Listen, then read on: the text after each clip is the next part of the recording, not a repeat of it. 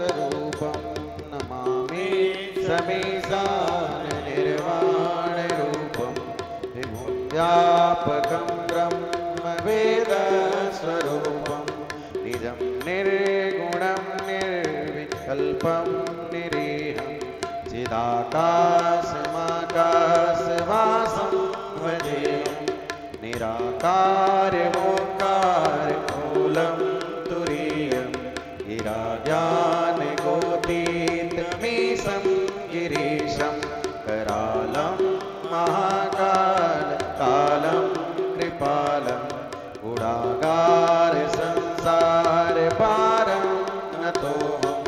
तुषाराद्रिसङ्कासिन्दूरं गभीरं मनोभूतकोटिप्रभाश्रीशरीरं स्फुरन्मौलिकल्लोलिनी चारुगङ्गा लसद्भालभालेन्दुकण्ठे भुजङ्गा चलत्कुण्डलं भूनेत्रं विशालं प्रसन्नाननं नीलकण्ठं दयालं प्रियाधीशचर्माम्बरं मुण्डमालं प्रियं शङ्करं सर्वनाथं भजामि प्रचण्डं प्रकृष्टं प्रगल्भं परेशम् अखण्डम् अजं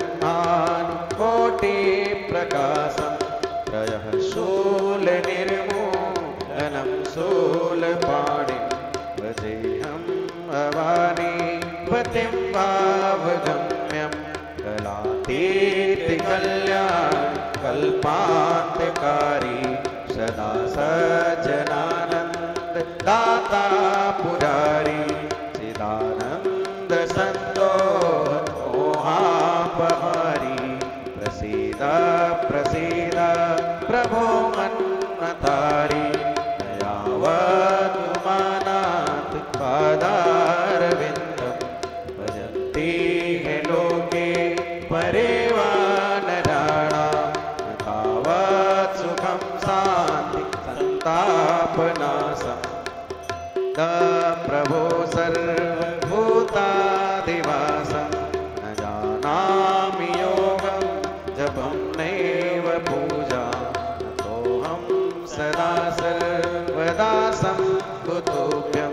जराजन्मदुःखो गतां तप्यमानं प्रभो पाहि यापन् नमामि शम्भो नमामि समे